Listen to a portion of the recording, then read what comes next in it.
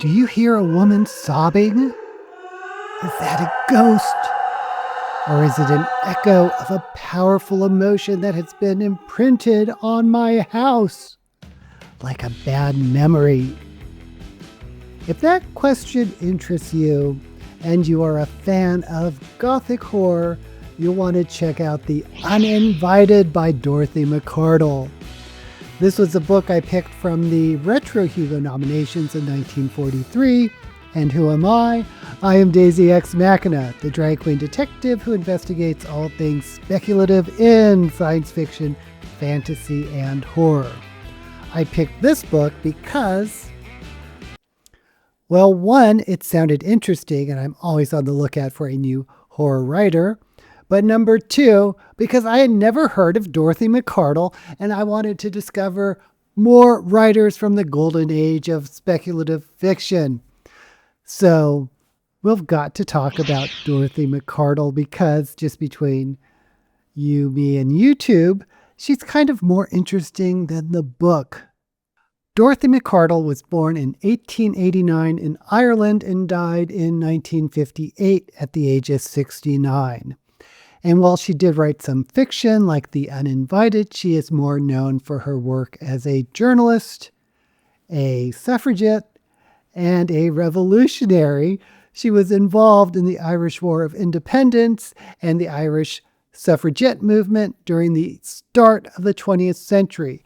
During the Irish Civil War during the 1920s, she fought for Irish independence and ended up in prison in 1922, finally released after the war in 1923.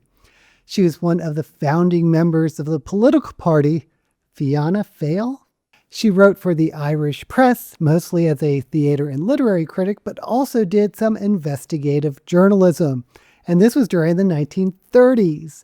During the rise of Nazi Germany, she was a huge critic of fascism and said Hitler's war should be everybody's war and did not believe in neutrality. She went on to work for the BBC in London.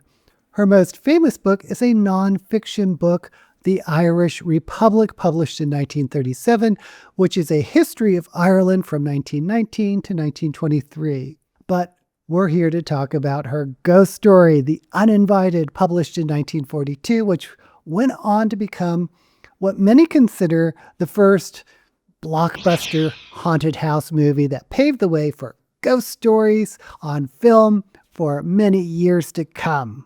I finally tracked down the film, which I'll talk about later. The Uninvited tells the story of Roderick and Pamela Fitzgerald, a brother and sister duo, looking for a quiet life away from the bustle of London. They stumble across a gorgeous but eerily affordable house perched on the cliffs of Devon. So the house is called Cliff's End, a dream come true. Or so it seems. But then strange things begin to happen at Cliff's End. Mysterious cold spots, a woman sobbing, echoing through the halls, and a pervasive sense that something or someone doesn't want them there.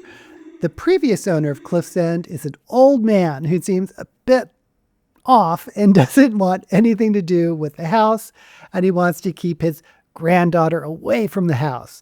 This granddaughter is the beautiful Stella, who is obsessed with the house because she used to live there with her mother and father, but her mother tragically died at Cliff's End when she was a little girl, and her father, who was an artist, moved out, and he's just died a few years ago, and she's now been living with her grandfather. Oh, and she just turned 18. Roderick and Pamela feel sorry for her and want to befriend her. Spoiler, Roderick falls in love with her. This is written in first person from Roderick's point of view, so it's interesting that he's not a very reliable narrator and that he keeps telling himself that he just wants to be nice to the kid when maybe something else is developing with Stella.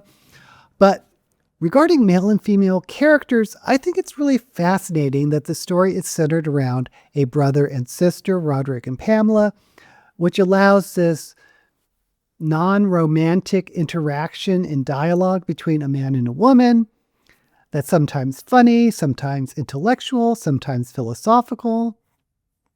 The haunted house story itself rides this line between, are we haunted by an actual ghost or spirit? And maybe do we need an exorcism? And on the other side of the line is, there are no such things as ghosts, so maybe this house somehow became infused by the powerful emotions of the people who lived here. And that seems to be what Roderick wants to believe most of the time because he doesn't want to believe in ghosts. Now, to be completely upfront, I found the first maybe third of the novel really hard to get into. There's a lot of really heavy descriptive prose, more than we're used to these days. And there's this subplot about Roderick's career as a journalist and then as a playwright, which I did not care at all about. I will be completely honest, I almost DNF'd this book because it felt so slow and dense, and I began skimming some of the sections, but at some point, I think around the 40% mark, just before the midpoint anyway, it got really good. I could not put the book down. It became a mystery, and I kept wanting to know what's happening chapter by chapter. And yes, there's still this ghost story going on, and I absolutely loved it. If you do pick it up and find the beginning really slow, all I can recommend is to keep up with it, maybe skim the parts if you have to, but try to make it to the halfway point because it really does take off. Is there a ghost haunting Cliff's End? Is there more than one ghost? Is it psychic memories of the house? Should they hold a seance? Should they call a priest to perform an exorcism? But most of all, what is this twisted history of the people who used to live there? I really do like the book, and I do recommend it. And of course, as I said at the beginning, it became a blockbuster haunted house movie in 1944. Now, I could not find this movie on any of the streaming channels or on YouTube, but I eventually did find a copy in the Internet Archives, which I'll put a link to in the description of this video. The quality of the video is just okay. It's not great, but it's not unwatchable. It's also subtitled in Portuguese for some reason. I don't know why. Anyway, the movie stars Ray Milland as Roderick. Ray Milland was a big star at that time in Hollywood. He's a Welsh actor, mostly known for The Lost Weekend, which won him an Academy Award.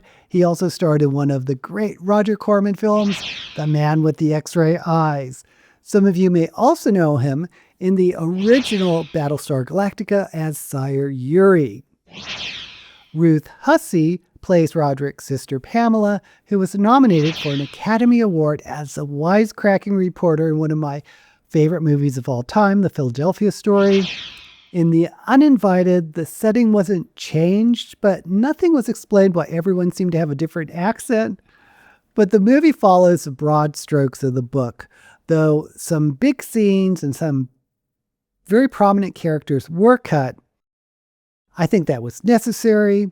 The movie itself was haunting and spooky, and given that there were no special effects, it was a really good movie, really good ghost story. I hope more people do read The Uninvited by Dorothy Macardle, even if it's just to learn more about the fascinating life of the author. She doesn't have a big backlist of Gothic horror, so she won't ever be known as a horror writer, but she does predate Shirley Jackson, which makes The Uninvited such a landmark in the Gothic horror genre. But I want to know what you think. Have you read or do you want to read The Uninvited? Have you seen the movie? Let me know down in the comments below. And while you're there, don't forget to like this video and subscribe to my channel. Next, I'll be looking at the Retro Hugo nominees for 1944, so keep an eye out for that. Until we meet again, may all the books you read be blessed.